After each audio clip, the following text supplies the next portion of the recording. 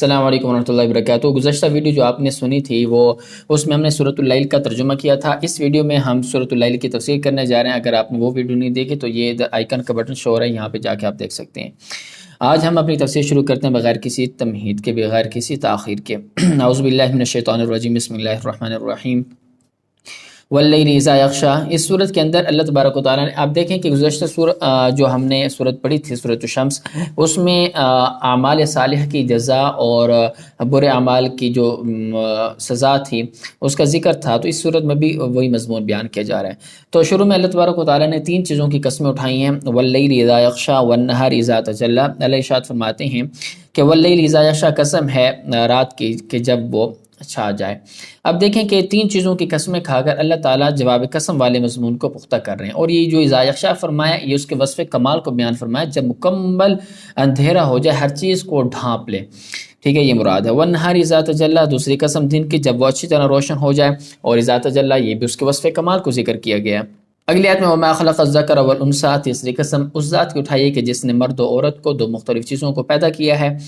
اور آگے فرمایا ان سعیکم لشتی، کہ یہ جواب قسم ہے، مقصد یہ ہے کہ ہر انسان اپنی فطرت کے اعتبار سے کسی نہ کسی کام میں محنت مشقت میں لگا ہوا ہے۔ اب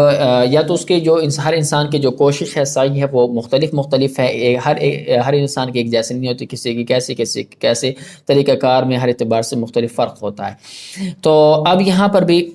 دیکھیں کہ یہی وجہ کہ ان کے اعمال کے جو ثمرات ہیں نا وہ بھی مختلف ہوتے ہیں۔ کوئی اچھا عمل کرتا ہے تو اس کا اور رزلٹ وہ پا لیتا ہے، کوئی برا عمل کرتا ہے اس کا رزلٹ اور حاصل کرتا ہے۔ تو یہی اعمال کے ثمرات بھی مختلف ہوتے ہیں، اور کچھ اپنے اعمال کر کے ہمیشہ کی راحت کی چیز و سامان تیار کر لیتے ہیں، کچھ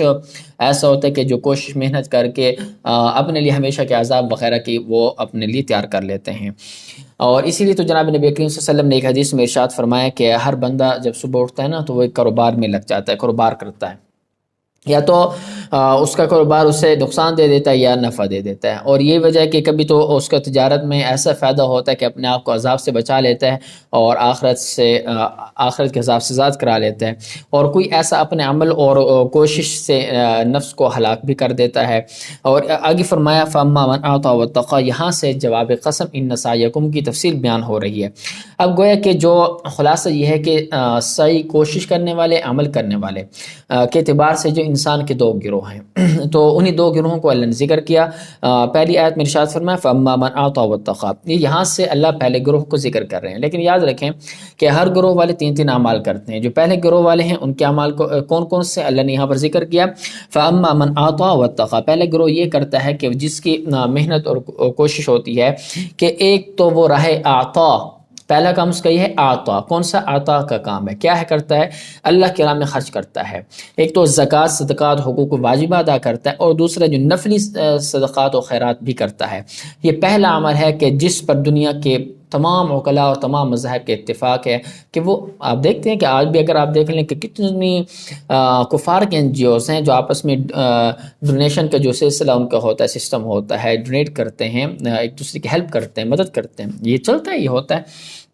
تمام دنیا کے مذاہب، ہر بندے کے اس پر اتفاق ہے۔ آگے فرمایا واتقا، دوسرا عمل یہ ہے کہ اللہ رب العزت سے ڈر کر زندگی گزارتا ہے، اس طرح کہ ہر شعبے میں اس کے احکام کی خلاف ورزی کرنے سے ڈرتا ہے اور بچا رہتا ہے، برائی سے بچتا ہے، اجتناب کرتا ہے، مثلا ظلم، زنا کرنا، حسد کرنا، چغل خوری کرنا، ڈاکہ ڈالنا، رب کی نافرمانی کرنا، والدین کی نافرمانی کرنا، قتل کرنا، اس طرح کے بے شمار تمام برائیوں سے اپنے آپ کو بچا کے رکھتا ہے اور رب سے ڈرتا ہے۔ سورۃ النازعات میں اللہ تبارک و تعالیٰ نے کیا ارشاد فرمایا تھا، وہ آیت ہے جو ہم نے تفسیر کے اندر بھی پڑھا تھا کہ اللہ تبارک و تعالیٰ ارشاد فرماتے ہیں وَأَمَّا مَنْ خَافَ مَقَامَ رَبِّهِ وَنَهَى النَّفْسَ عَنِ الْهَوَىٰ، کہ مطلب جو شخص اس بات سے ڈرتا رہا کہ رب کے سامنے کھڑے ہونے سے ڈرا، اپنے نفس کو خواہشات سے روکا، تو اس نے جنت حاصل کر لی، اس کا ٹھکانہ جنت ہوگا۔ اب دیکھیں ایک ہی چیز ہے جو یہاں پر بھی ذکر ہے، وہاں پر الفاظ مختلف ہیں، یہاں پر فرمایا اعطا واتقا یہ چیز، اور دوسرا وہاں پر من خاف مقام ربہ ونہى النفس،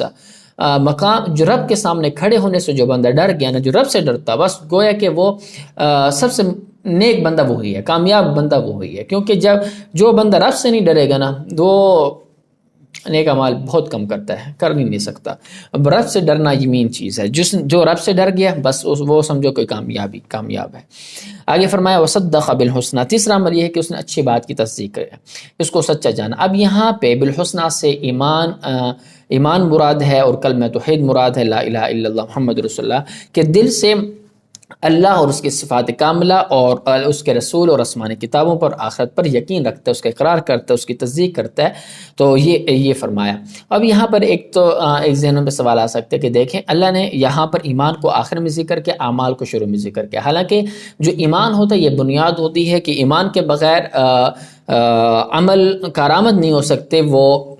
کامیاب انسان نہیں ہو سکتا ایمان کے بغیر۔ آج کل دنیا کے کافر بھی اگر اچھے اعمال جو بھی کر لیں نیکی کے کام، لیکن ان کی نیکی کسی کام کی نہیں ہے، کیونکہ ان کے دل میں ایمان نہیں ہے۔ جب دل میں ایمان نہیں ہے تو ان کے عمل کسی کام کے نہیں ہے۔ تو یہاں پر بھی ایمان تو پہلے ہونا چاہیے تھا، تو عمل بعد میں ہونا چاہیے تھا۔ اس کا جواب یہ ہے کہ دیکھیں یہ جو مضمون ہے، یہ مقام ہے، جو ہماری بات چیت ہو رہی ہے نا، یہ سعی اور کوشش کے مطابق ہو رہی ہے،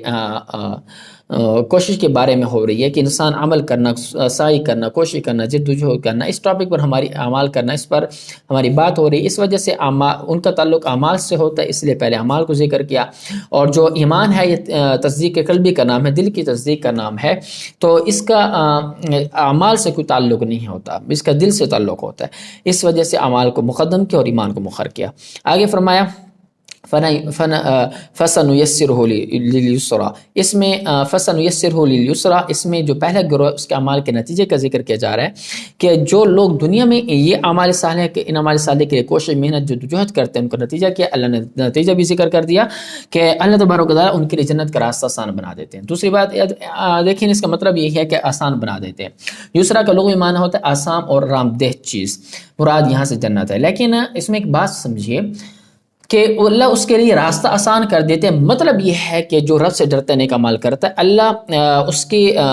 کے نیچر ایسے بنا دیتے ہیں، ایسے اس کے لیے سہولت پیدا کر دیتے ہیں کہ نیک عمل کرتا رہتا ہے جس سے رب کی رضا حاصل ہو، اور پھر جب رب کی رضا حاصل ہو تو پھر کہاں جائے، جنت میں جائے۔ بس یہ اللہ نے فرمایا۔ آگے فرمایا وَمَن بَخِلَ وَاسْتَغْنَىٰ وَكَذَّبَ بِالْحُسْنَىٰ، یہاں سے دوسرے گروہ کا ذکر کیا جا رہا ہے، وہ یہ کہ جو اس کی کوشش اور جدوجہد بھی تین چیزوں کے لیے ہوتی ہے۔ دوسرے کون سے؟ پہلی چیز بخیلہ ذکر کی کہ وہ کیا کرتا ہے، مال خرچ کرنے میں بخل کرتا ہے۔ ایک تو حقوق واجبہ ادا نہیں کرتا، مطلب زکوٰۃ صدقات جو واجب ہیں وہ ادا نہیں کرتا، تو جو نفلی صدقات وغیرہ وہ کہاں ادا کرے گا، تو اس میں کوتاہی کرتا ہے، کنجوسی کرتا ہے۔ دوسرا ذکر کیا کہ اما بخلا واستغنا استغنا سے ہے، مطلب سے کہ یہ ہے کہ اللہ سے ڈرنے اور اس کی طرف جھکنے اور اس کی عبادت کرنے اور فرمانبرداری کرنے کے بجائے اس سے بے رخی اختیار کرتا ہے، اور مطلب یہ ہے کہ بے نیاز ہو جاتا ہے، رب کی طرف جھکتا نہیں ہے، رب سے بے پرواہ، بے نیاز، بے رخی کرتا ہے۔ یہ دوسرا اس کا عمل ہے۔ اور تیسرا اس کا عمل کیا ہے، وَكَذَّبَ بِالْحُسْنَىٰ، جو نیکی کی بات ہے، مطلب کلمہ توحید ہے، اس کا انکار کرتا ہے، اس کی تکذیب کرتا ہے۔ تو جب جس نے کلمہ توحید کا اس چیز کا انکار کرتے گویا کہ وہ کون بندہ ہے، وہ کافر ہے، مومن تو نہیں ہو سکتا نا، جو کذب بالحسن نہ کرے، یہ مومن نہیں کر سکتا۔ آگے فرمایا فَسَنُيَسِّرُهُ لِلْعُسْرَىٰ، یہ برے اعمال کرنے والوں کا نتیجہ ذکر کر دیا کہ اس کا نتیجہ یہ ہے کہ ایسے لوگوں کو جو اس طرح کے اعمال کریں گے، دنیا میں اختیار کرتے ہیں ہم جہنم کا راستہ ان کے لیے آسان بنا دیتے ہیں۔ مطلب یہ کہ وہ ایسے اعمال کریں گے کہ جو اعمال کر کے بندہ جہنم میں چلا جاتا ہے، تو اللہ وہ اعمال ان کے لیے آسان بنا دیتے ہیں، تو یہ مراد ہے۔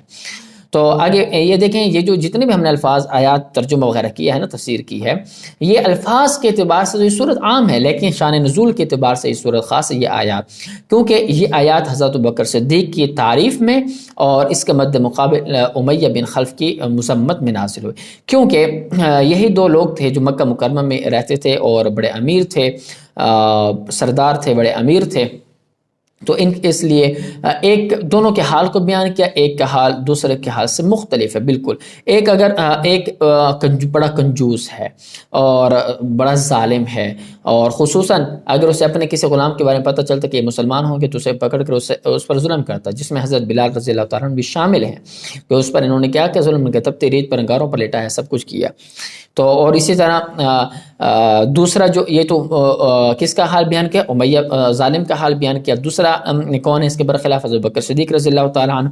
کہ وہ اپنا مال اللہ کے راستے میں لٹاتے ہیں۔ جب بھی کسی کافر غلام کے بارے میں پتہ چلتا ہے کہ مسلمان ہو گیا ہے کافر کے غلام کے بارے میں پتہ چلتا ہے کہ اس کا غلام مسلمان ہو گیا اور اس پر ظلم کر رہے ہیں تو وہ اس کو خرید کر آزاد کرا دیتے ہیں۔ بہت سارے غلاموں کو حضرت ابوبکر صدیق نے آزاد کروایا، جن میں حضرت بلال، حضرت زنیرہ اور حضرت عامر، یہ رضوان اللہ تعالیٰ علیہم اجمعین یہ سر فہرست ہیں۔ تو لہٰذا شان نزول کے اعتبار سے یہ صورت خاص ہے۔ اب یہاں پر دیکھیں کہ اللہ نے فرمایا آگے من آتا، اب یہاں پر جو آیات آپ نے پڑھی ہیں نا، اس میں من آتا اور واتقا سے حضرت ابوبکر مراد ہیں، اور اما بخلا اور وشقا سے امیہ بن خلف مراد ہے۔ آگے وما یغنی عنہ مالہ اذا تردى، اس میں دوسرے گروہ والوں کو تنبیہ کر رہے ہیں کہ جس مال کو تم جمع کر رہی ہے تمہارے کسی کام نہیں آئے گا۔ جب تم مر جاؤ گے، قبر میں چلے جاؤ گے، تو مال تمہارا یہیں رہ جائے گا،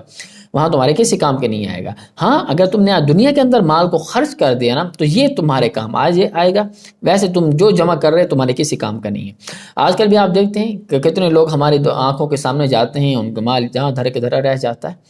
کچھ بھائی کوئی بھی حقیقی زندگی یہی ہے کہ کوئی بھی حقیقت جو ہے نا، حقیقت زندگی وہی ہے کہ ہر چیز یہیں رہ جانی ہے، اعمال ہمارے ساتھ جانے ہیں۔ آگے فرمایا ان علینا للہدیٰ، مقصد یہ ہے کہ ہمارے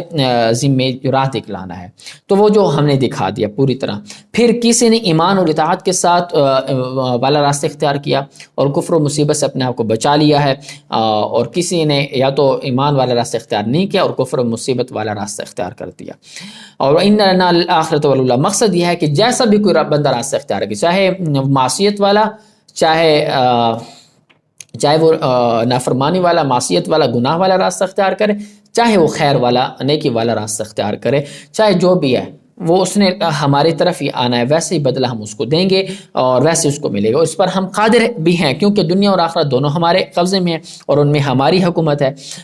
آگے فرمایا فَانْظَرْتُكُمْ نَارًا تَلَظَّىٰ، مقصد یہ ہے کہ اللہ فرماتے ہیں کہ پچھلی آیات میں جو مختلف اعمال کے جزا اور سزا کا ذکر ہم نے تمہیں بھڑکتی آگ کے عذاب سے ڈرایا تاکہ تم ایمان اور اطاعت اختیار کر کے آگ سے بچو اور کفر و معصیت اختیار کر کے اس آگ کا ایندھن مت بنو۔ آگے فرمایا لا يصلها الا الاشقى، مقصد یہ ہے کہ ہمارے ڈرانے کے باوجود اگر کسی نے کفر و معصیت کو اختیار کیا اور ان اعمال کو اختیار کیا تو بڑا بدبخت آدمی، لا يصلح الا الاشقى، یہاں سے اشقا سے وہی کون؟ امیہ بن خلف مراد ہے۔ سمجھ میں آ رہی ہے کہ نہیں آ رہی؟ ہاں تو بڑا بدبخت ہے یہ تو امیہ بن خلف کے بارے میں ہے کہ وہ بڑا بدبخت، اللہ نے کلیئر کر دی۔ یہ شان نزول کے اعتبار سے الفاظ خاص ہیں، وگرنہ الفاظ کے اعتبار سے تو عام ہی میرے اور آپ کے سب کے اوپر بھی صادق آ سکتے ہیں۔ جو کافر ہے جو اس طرح کرے گا اس پر صادق آئیں گے، اور جہنم ایسی بدبخت کا ٹھکانہ ہے جو ہماری تکذیب کرتا ہے اور اطاعت سے رکرتانی کرتا ہے۔ آگے فرمایا وَسَيُجَنَّبُهُ الْأَتْقَى، اہل شقاوت کے مقابلے میں اہل سعادت متقی حضرات کے احوال اور ان کی جزا کا بیان ہے کہ وہ شخص جو اللہ سے زیادہ ڈرنے والا ہو اور اپنا مال اسی کے راہ پہ خرچ کرنے والا ہو اور وہ گناہوں سے پاک ہو جائے تو کیا فرمایا ایسا شخص جہنم سے دور رکھا جائے گا۔ وَسَيُجَنَّبُهُ الْأَتْقَى، مطلب سمجھ میں آ گیا، اور اس سے مراد حضرت بکر صدیق رضی اللہ تعالی عنہ۔ آگے فرمایا وَمَا لِأَحَدٍ عِندَهُ مِن نِعْمَةٍ تُجْزَىٰ، یہ حضرت بکر صدیق رضی اللہ تعالی عنہ کے خلوص کا ذکر ہے کہ ہر چیز ہونے کے باوجود خرچ کر کے غلاموں کو آزاد کرنا صرف اللہ کے خوشنودی کے لیے، کسی احسان کے بدلے میں نہیں ہے کہ وہ کسی نے ان پر احسان کیا تو اس کے بدلے میں وہ ان کو چھڑا رہے ہیں، آزاد کرنا نہیں۔ وَمَا لِأَحَدٍ عِندَهُ مِن نِعْمَةٍ تُجْزَىٰ، کسی بھی احسان کے بدلے میں نہیں، خالصتاً اللہ کے رضا کے لیے ہے۔ اور یہ حضرت بکر صدیق رضی اللہ تعالیٰ عنہ کا خلوص ہے کہ غلاموں پر ان غلاموں نے آپ پر کوئی احسان نہیں کیا اور آپ صلی اللہ علیہ وسلم کا اور آپ اس کا بدلہ دے رہے ہیں، ایسا ہرگز نہیں، مطلب آپ صلی اللہ علیہ وسلم ان کا بدلہ دے رہے ہیں، ایسی بھی بات نہیں ہے، بلکہ صرف ان کے مقصد کیا ہے؟ رب کی رضا ہے، ابتغاء وجہ اللہ ہے۔ آگے فرمایا وَلَسَوْفَ يَرْضَىٰ، مقصد یہ ہے کہ جس شخص نے دنیا میں رضا اللہ کی رضا کے لیے مال خرچ کر کے اللہ کو خوش کر دیا اور اللہ بھی آخرت میں اس کو جنت کی نعمتیں، اللہ اکبر، جنت کی نعمتیں اور بے پناہ انعامات دے کر آدمی کی سوچ بھی ختم ہو جاتی ہے، بے شمار چیزیں دے کر خوش کر دیں گے، تو یہ آیت حضرت ابوبکر صدیق رضی اللہ تعالیٰ عنہ کے لیے بڑا اعزاز اور خوشخبری ہے۔ تو دیکھیں میں نے وہی بات کی کہ یہ آیات اگرچہ شان نزول کے اعتبار سے خاص ہیں مگر عموم کے اعتبار سے، الفاظ کے اعتبار سے یہ عام ہے۔ سمجھ میں آ گئی؟ تو امید ہے کہ آج کا لیکچر بھی آپ کے سمجھ میں آ چکا ہوگا۔ تو انشاءاللہ جو نیکسٹ ویڈیو میں انشاءاللہ آپ سے سورۃ الضحیٰ کے ساتھ آپ سے ملاقات ہوگی۔ اسی کے ساتھ مجھے اجازت دیجیے، چینل کو سبسکرائب کر دیں، ویڈیو کو لائک کر دیا کریں۔ انشاءاللہ نیکسٹ ویڈیو میں آپ سے ایک بار پھر ملاقات ہوگی۔ السلام علیکم ورحمۃ اللہ وبرکاتہ۔